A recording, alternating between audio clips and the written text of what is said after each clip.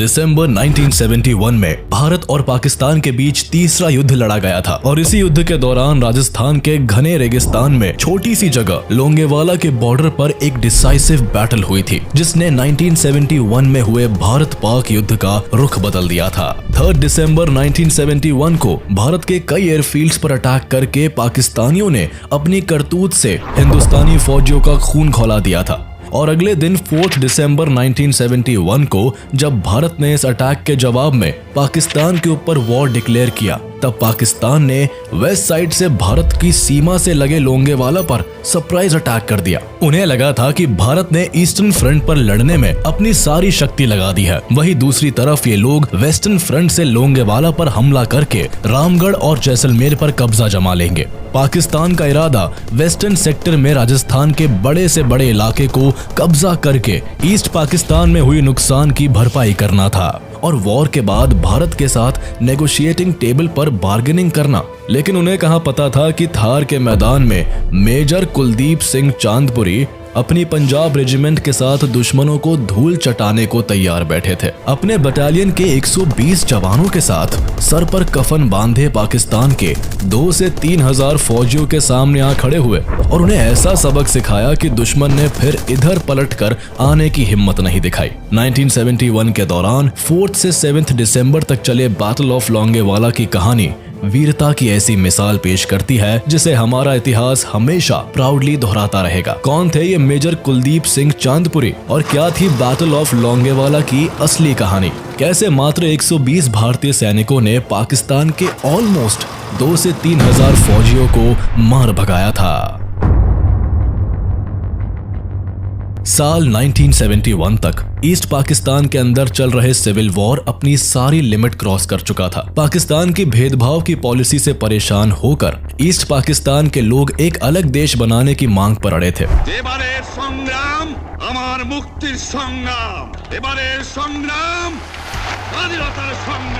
तमाम कोशिशों के बाद भी पाकिस्तान के हालात सुधरने का नाम नहीं ले रहे थे। पाकिस्तान को लगने लगा था कि ईस्ट पाकिस्तान अब उसके हाथ से निकलने वाला है। खींची पाकिस्तानी सेना लाखों बेकसूरों पर लाठियां बरसा रही थी। उनकी गोलियों से हजारों की संख्या में लोग प्रतिदिन मर रहे थे। लाखों महिलाओं के साथ पाकिस्तानी मिलिट्री और पैरा मिलिट्री के द्वारा फोर्स रेप किए जा रहे थे। हालात इतने खराब हो गए थे कि 1 करोड़ लोग पाकिस्तान छोड़कर भारत आ गए थे। लेकिन हद तो तब हो गई जब ईस्ट पाकिस्तान के अंदर उठ रहे विद्रोह को दबाने में नाकाम पाकिस्तान ने इसकी जिम्मेदारी भारत पर थोप दी। पाकिस्तान हमेशा से ही खुद को होशियार और बहादुर समझने की भूल करता आया है और इसी भूल के कारण 4 बार वॉर्स में उसे मुंह की खानी पड़ी है। एक बार फिर पाकिस्तान ने अपने घर की कलह शांत करने के बजाय 3 दिसंबर 1971 को ऑपरेशन चंगेज खान के तहत भारत के 11 एयरफील्ड्स पर अटैक कर दिया था। भारत को चूंकि पाकिस्तान की हरकतों का अंदाजा पहले से था और इसीलिए इंडियन आर्मी भी इस जंग के लिए तैयार थी। जवाब में भारत को भी वॉर में एंट्री लेनी पड़ी और 4 दिसंबर को भारत ने पाकिस्तान पर वॉर डिक्लेयर कर दिया। दोनों देशों के बीच चल रहे इस वॉर का मेन रीजन ईस्ट पाकिस्तान था, जो आज बांग्लादेश बन चुका है और इसी कारण से वॉर का मेन सेंटर भी ईस्ट पाकिस्तान और उसके आसपास का एरिया था। लेकिन पाकिस्तान के प्रेसिडेंट याह्या खान ने भारत के वेस्टर्न एरिया में अटैक करने का प्लान बनाया। पाकिस्तानी सेना के इंडिया के वेस्टर्न सेक्टर राजस्थान में एंटर करने के पीछे कई कारण थे। इसमें से एक था ईस्ट पाकिस्तान में कमजोर पाकिस्तानी मिलिट्री। याह्या खान पाकिस्तान के सिक्योरिटी डॉक्ट्रिन को फॉलो कर रहे थे, जिसमें यह कहा गया था कि the defence of east Pakistan lies in the west. Pakistan ये बात अच्छे से जानता था कि ईस्टर्न फ्रंट पर इंटरनेशनल प्रेशर के चलते इंडो पाक वॉर ज्यादा दिन तक नहीं चलेगा। इसके अलावा याह्या खान इस बात को भी अच्छे से जानते थे कि ईस्ट पाकिस्तान को पूरी तरह डिफेंड करना नामुमकिन है।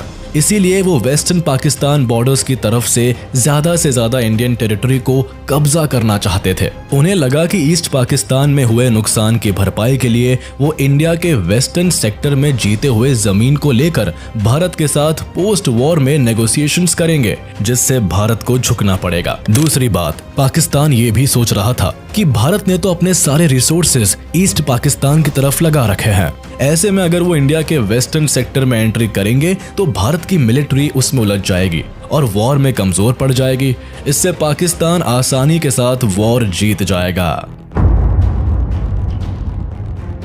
राजस्थान में भारत और पाकिस्तान के बॉर्डर पर एक स्मॉल बॉर्डर टाउन है लोंगेवाला। रेगिस्तान के इस पार्ट में यहाँ सिर्फ दूर दूर तक चलती हुई गर्म हवाएं दिखाई पड़ती है। रोज बनते रेत के टीलों के बीच इस सुनसान जगह पर लोगों का आना जाना बहुत कम रहता है। लोंगेवाला चेक पोस्ट वैसे तो बीएसएफ के अंडर में ही रहता है, लेकिन जब भी देश में कोई वॉर जैसी सिचुएशन क्रिएट होती है तो यहाँ पर आर्मी को तैनात कर दिया जाता है। ऐसे ही 1971 के वॉर में भी हुआ। पाकिस्तान से वॉर की घंटी बजते ही बीएसएफ के भैरव सिंह राठौर के कमांड में 627 बीएसएफ के जवानों के अलावा लोंगेवाला पोस्ट पर पंजाब रेजिमेंट के 23rd बटालियन अल्फा कंपनी को तैनात कर दिए गए थे। 120 जवानों की इस बटालियन को मेजर कुलदीप सिंह चांदपुरी लीड कर रहे थे। लोंगेवाला पोस्ट बॉर्डर की सिक्योरिटी पर्पस से बहुत इंपॉर्टेंट थी और इस इंपॉर्टेंस के पीछे का मेन रीजन था इसकी लोकेशन। रामगढ़ और साधेवाला जाने वाली सड़कों के मेन जंक्शन पर थी लोंगेवाला चेक पोस्ट और ये भी निश्चित था अगर एक बार लोंगेवाला पर पाकिस्तानी मिलिट्री कब्जा कर लेती है तो पाकिस्तानी सेना को जैसलमेर तक पहुंचने में कोई नहीं रोक सकता था। लेकिन इस पोस्ट के इंपॉर्टेंस के बावजूद यहाँ पर दुश्मन के हमले की आशंका ना के बराबर थी। 4 दिसंबर की रात को सेकंड लेफ्टिनेंट धर्मवीर सिंह अपने 20 सैनिकों की प्लाटून के साथ बॉर्डर की पेट्रोलिंग के लिए निकले। सुनसान रात में सामने नजर तो कोई नहीं आ रहा था, लेकिन एक अजीब सी आवाज लेफ्टिनेंट धर्मवीर और उनके सैनिकों के कानों में सुनाई पड़ी। ध्यान से सुनने पर लगता था मानो ढेर सारे व्हीकल इंडियन बॉर्डर की ओर बढ़ते चले आ रहे हैं। लेफ्टिनेंट धर्मवीर को समझते देर न लगी कि दुश्मन जंग की तैयारी में आगे बढ़ चुका है। आनन फानन में धर्मवीर ने सीमा पार दुश्मन के कदमों की आहट की सूचना मेजर कुलदीप सिंह तक पहुंचाई।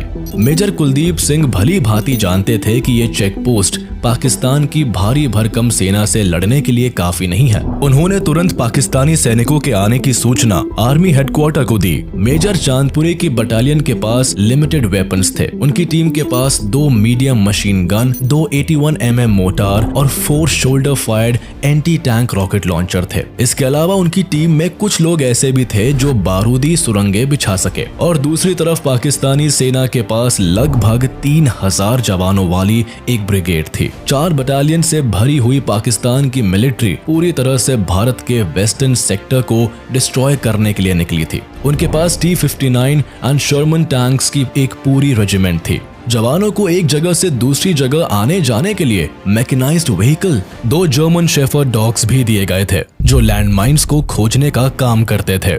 पाकिस्तान की सेना को इन्फॉर्मेशन मिली थी कि इस पोस्ट पर 10 से 12 बीएसएफ के सैनिक हो सकते हैं। Army headquarter Longewala check post तक तत्काल मदद पहुंचाने में असमर्थ था। कोहरे से भरी हुए भयानक रातें जिसमें एयरफोर्स के फाइटर जेट भी रात में उड़ान भरने में सक्षम नहीं थे। सुबह होने में कम से कम 7 घंटे का समय था। वहां से मेजर कुलदीप सिंह के लिए आदेश आया कि वह लोंगेवाला पोस्ट को किसी भी तरह से हाथ से जाने ना दे और सुबह तक उसे डिफेंड करे। मेजर चांदपुरी ने पीछे हटने से बेहतर जंग के मैदान में मरने को चुना। 3000 पाकिस्तानी सैनिकों के खिलाफ सामने सिर्फ 120 भारतीय जवानों की टोली ने काल का मंजर तैयार करने की ठान ली। 120 सिपाहियों में एक सिपाही भी पीछे हटने को तैयार नहीं हुआ। मेजर कुलदीप सिंह चांदपुरी भी ये जानते थे कि इस पोस्ट से पीछे हटने का मतलब पाकिस्तानी सेना को जैसलमेर के लिए सीधा रास्ता देना था, जिसके लिए वो किसी भी कीमत पर तैयार नहीं थे। एक बार टाइम्स ऑफ इंडिया के इंटरव्यू में उन्होंने कहा था कि मैंने अपने 120 जवानों को इकट्ठा करके कहा कि सिखों ने बहुत बड़ी बड़ी कुर्बानियां दी है। उन्हें गुरु गोविंद सिंह जी की कहानी बताई और साथ में ये भी कहा कि जो भी यहाँ से जाना चाहता है वो अभी जा सकता है, वो वही डटे रहेंगे। लेकिन उनके इस मोटिवेशनल स्पीच के बाद एक भी जवान पीछे नहीं हटा और रात भर जिस तरह से इस बटालियन ने लोंगेवाला को डिफेंड किया उसे भारत का इतिहास कभी नहीं भूल पाएगा।